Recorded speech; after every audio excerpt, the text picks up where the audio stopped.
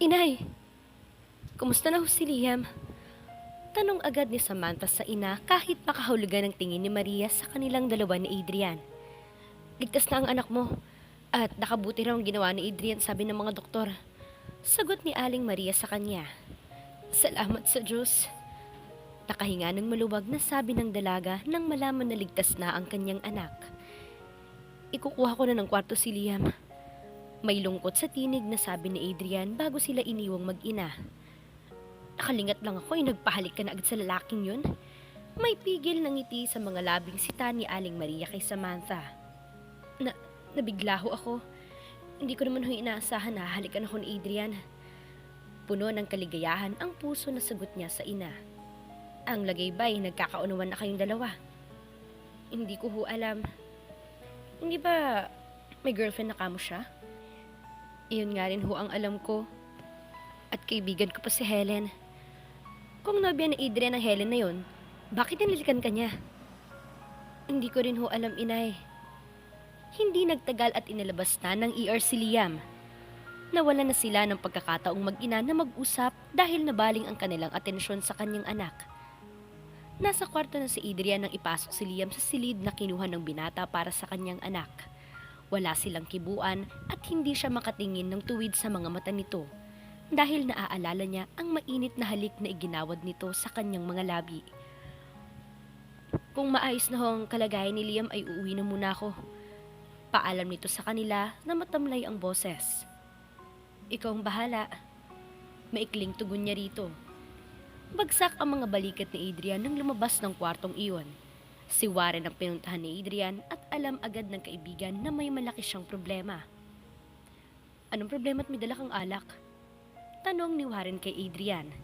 As usual, si Samantha. Sagot niya sa kaibigan.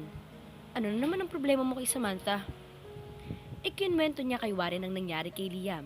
Ganun na rin ang masasakit na salitang sinabi ni Samantha sa kanya na sumugat ng malalim sa kanyang puso. Hanggang ngayon ba hindi ka pa nasanay kay Samantha? Talaga yatang wala siyang pagpapahalaga sa akin. Baliwala sa kanya kahit na masaktan ang aking damdamin. Pero ang sabi mo'y tinugon niya ang halik mo kanina. Ang ibig sabihin nun mahal ka rin niya.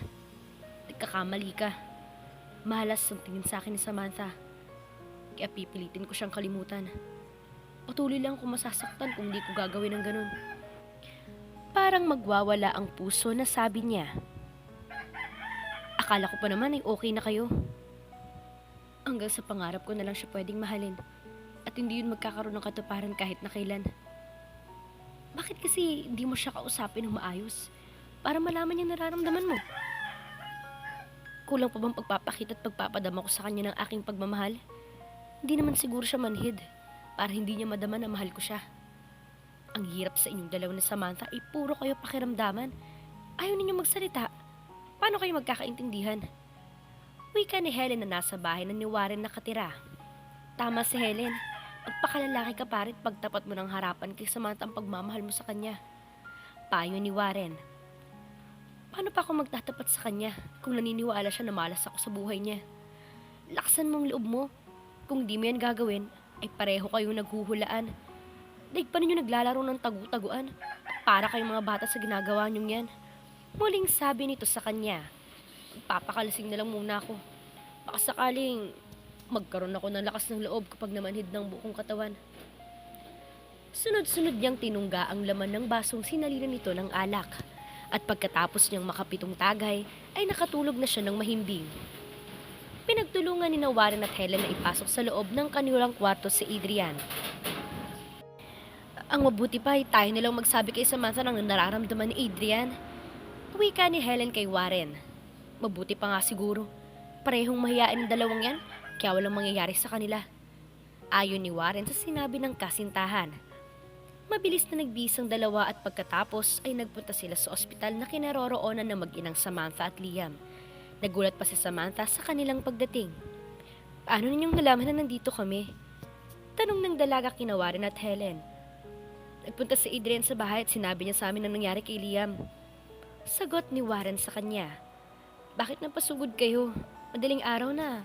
Sana'y nagpabukas na lang kayo para hindi na abala ang inyong pagtulog. Okay naman na si Liam. At bukas ng hapon ay pwede na siyang ilabas. Muling sabi niya sa mga ito. Napasugod kami. Dahil kay Adrian, sabi ni Helen. Bakit? Paano si Adrian? Biglang nakadama ng pag-aalalang tanong ni Samantha sa mga ito. Iniwan naming dalawa si Adrian sa bahay, lasing na lasing, at para magwawala ang puso dahil sa sama ng loob. Wika nito. Anong ibig mong sabihin? Sinong nakasamang loob ni Adrian? Helen, ikaw na ang magsabi dito kay Maring Samantha? Baling nito sa nobyo. Samantha, ikaw ang dahilan kung bakit nagpakalunod sa alak si Adrian? Wika ni Helen sa kanya. Ano naman ang kinalaman ko sa kanyang paglalasing? Mahal na mahal ka ni Adrian. At kung maaari lang, gusto kanyang pakasalan. Ngunit hindi niya magawang sabihin sa'yo nararamdaman dahil akala niya ay balewala sa'yo. Sumama ang kanyang loob na sabihin mo na siyang malas sa buhay mo. Mahabang sabi ni Helen sa kanya. Hindi ko sinasadyang sabihin ng ganun. Nabigla lang ako dahil sa labis sa pag-aalala ko kay Liam. Saka, paanong nangyari na akong mahal niya? Gayong kayong dalawang magkasintahan. Hindi makapaniwalang sabi niya kay Helen. Hindi totoong mag-boyfriend sa ni Adrian at Helen. Dahil ang totoo ay kaming dalawa ang may relasyon. Ikaw ang mahal ni Adrian. Kaya huwag mo na sanang pahirapan ang kaibigan natin. Alam ko naman na mahal mo rin siya. Sabi ni Warren sa kanya. Bakit hindi siya nagsabi sa akin ng tungkol dyan? Dahil nahihiya siya sa'yo. Nahihiya? Hinalikan niya ako pagkatapos nahihiya pa siya sa akin?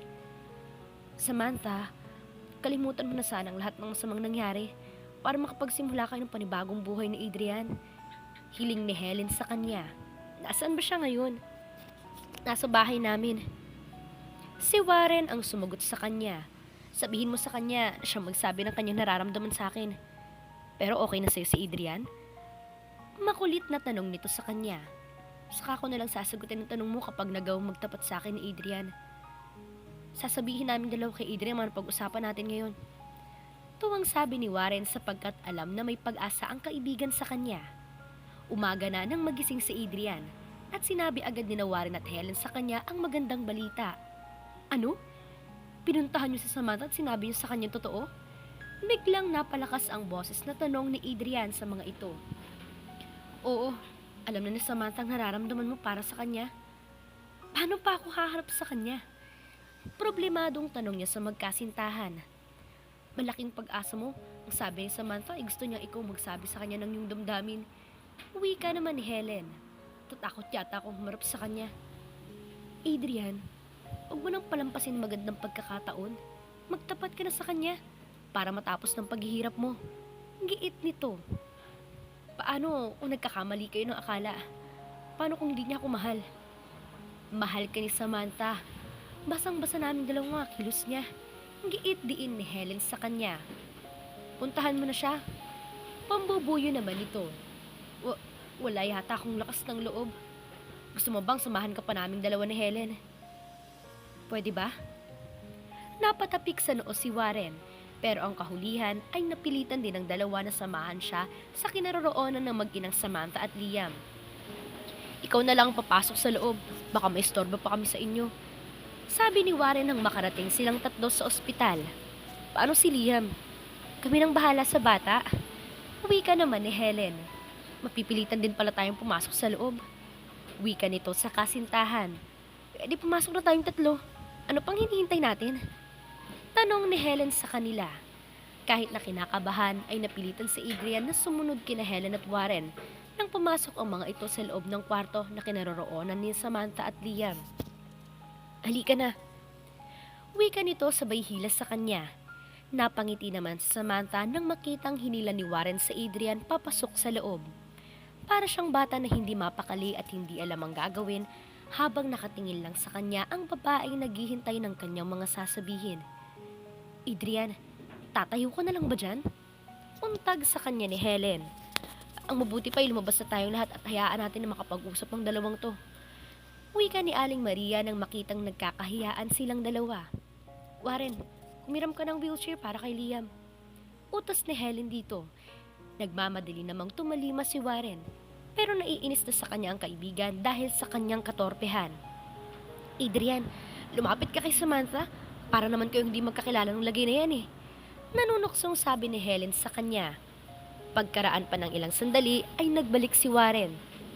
Mabilis nitong inuupo si Liam sa dalang wheelchair. Maiwan kayo dito.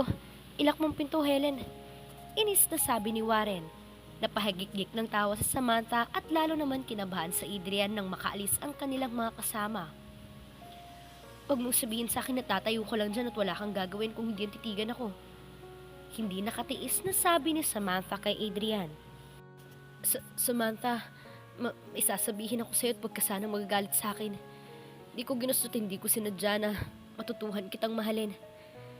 Pinamumulahan ng mga pisnging sabi ni Adrian sa kanya. Bakit ngayon mo lang sinabi sa akin na mahal mo ko? Bakit pinaghintay mo pa ako ng matagal? Tanong niya rito. Dahil naiilang ako sa kalagayan nating dalawa. Kumari kita at kaibigan kong matalik ang iyong asawa. Inaanak ko pang anak mo. Sagot nito. Hindi naman hadlang ang mga yun para sa dalawang puso nagmamahalan, hindi ba? Ang ibig mo bang sabihin ay mahal mo rin ako? Mahal na mahal. Noon pa man, Adrian. Talaga? Hindi mo ba nadamang nararamdaman ko sa'yo nang halikan mo ako kagabi? Naramdaman kong mainit mong pagtugon, ngunit ayokong umasa para lang mabigo. Adrian, yakapin mo ko at halikan. Para malaman mo na hindi ka mabibigo. Malambing na sabi niya rito. Samantha, kitagal kong hinais sa mga sandaling ito. Halos pabulong na sabi nito bago siya niyakap at mainit na hinalikan. Mahal na mahal kita, Adrian. Patawarin ako ng kaluluwa ni Peter. Ngunit gusto kong malaman mo na matagal na kitang gusto. Pinigilan ko lang sarili ko noon dahil alam kong kasalanan ng ibigin ka. Pero ngayon ay wala nang makakapigil sa akin para ipadama sa yung pagmamahal na yun. Ang laki kong hibang. Pinahirapan ko pang aking sarili gayong may katugon palang pag-ibig ko sa puso mo. Maligayang sabi nito bago muling siniil ng mainit na halik ang kanyang mga labi. Nagkaunawan ang kanilang mga puso at damdamin. At makaraan lang 2 buwan ay idinaos ang pag-iisang dibdib ni na Adrian at Samantha. Hindi na nagawang tumutol ng ina ni Adrian sapagkat alam ni Elena na si Samantha ang tanging kaligayahan ng bunsong anak. Makalipas pa ang 1 taon ay masaya nang nagsama-sama ang mag-asawa at meron na silang napaka-cute na anak na babae na si Amira. Wala nang mahihiling pa ang mag-asawa sapagkat masaya at puno ng pagmamahal ang kanilang pagsasama. At dito na po nagtatapos ang ating kwento. Sana ay muli ninyo akong samahan sa series story na nais kong ibahagi sa inyo. Maraming salamat po.